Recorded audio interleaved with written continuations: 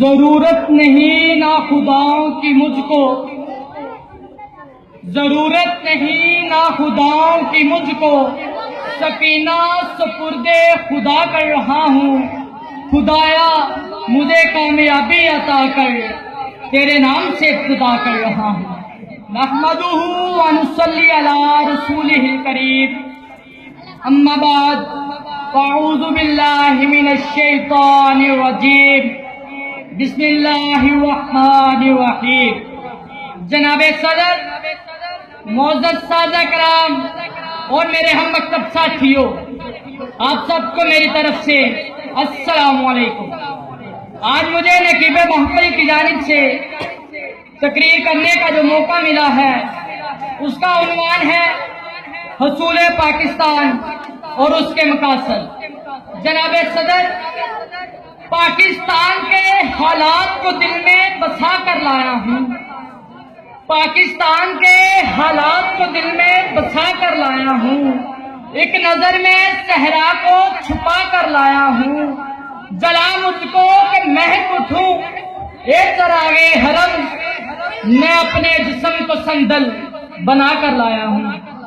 جناب صدر، 14 اگست کا دن کیا تھا جب لاکھوں لوگوں کا خون بہا، ہزاروں بچے یتیم ہوئے، عزتیں تار تار ہوئی، سر عام آنچل نوچے گئے، سر عام عزتیں پامال کی گئی، تب جا کر کہیں وطن عزیز پاکستان ہمارے نصیبوں میں ہوا۔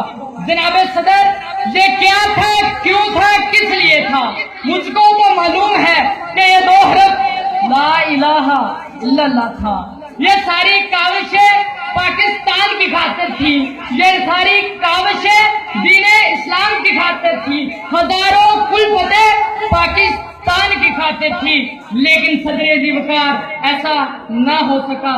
یہ مقصد تھا کہ یہ مقصد تھا کہ اس ملک میں مکمل طور پر اسلام کا فرمان جاری ہو، اس ملک میں مکمل طور پر قرآن جاری ہو، لیکن صدر ذی وقار افسوس، صدائے افسوس، ہم 14 اگست، 6 ستمبر اور 23 مارچ کا دن منا کر خوشیاں مناتے ہیں اور کہتے ہیں ہم تو محب وطن ہیں، ہم تو آزاد ہیں، لیکن ایسا ہرگز نہیں ہے۔ معزز سامعین، ذرا اپنے گریبان میں جان کر تو دیکھیں، کیا ہم خوشیاں منانے کے حقدار بھی ہیں؟ کیا ہم آزاد بھی ہیں؟ کیا ہم اس لائق بھی ہیں کہ ہم خوشیاں منائیں، جبکہ ہم تو پورے کے پورے کفار کی غلامی کی زنجیروں میں جکڑ دیے گئے ہیں؟ مسلمان بھائی اپنے مسلمان بھائی کی عزت کو پامال کر رہا ہے۔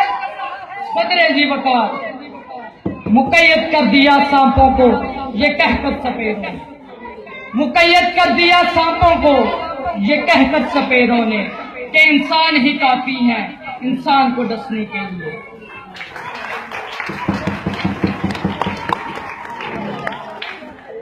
معزز سامعین، کیا پاکستان کو حاصل کرنے کے یہی مقاصد تھے؟ کیا پاکستان کو اسی مقاصد کے لیے استعمال کیا گیا تھا کہ یہاں لوٹ کا سوٹ کا بازار گرم ہو، سرعام خواہشی پھیلی ہو، ہزاروں بچے یتیم ہوتے ہوں اور سیاسی لیڈروں کی رسا کشی کا بازار گرم ہو؟ صدر ذی وقار ہرگز نہیں۔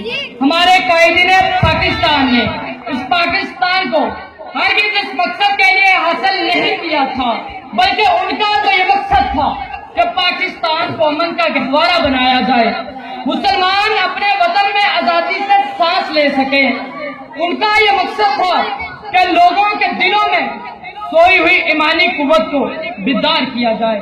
جناب صدر، تاریخ شمع وہ سحر پیدا کر، تاریخ شمع وہ سحر پیدا کر، جو دین کے کام آئے وہ سر پیدا کر۔ یہ کب ہوگا؟ یہ کب ہوگا؟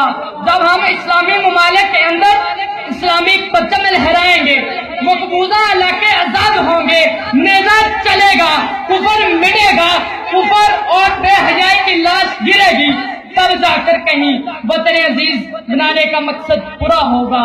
جناب صدر زبان سے کہہ بھی دیا لا الہ الا اللہ تو کیا حاصل، زبان سے کہہ بھی دیا لا الہ الا اللہ تو کیا حاصل، دل و نگاہ مسلمان نہیں تو کچھ بھی نہیں۔ جناب صدر ان اشعار کے ساتھ زیر بحث موضوع کو سمیٹنا چاہوں گا۔ ستم گری کے وقت میں پھولوں کی نزاکت کو، دلوں کی محبت کو اس طرح سے کچلا ہے، اس طرح سے مسئلہ ہے کہ زندگی اذیت ہے، سانس کی بھی قیمت ہے۔ یہ کس کا ہاتھ ہے جو خون سے رنگا نہیں، یہ کس کا گریباں ہے جو گرفت سے بچا نہیں۔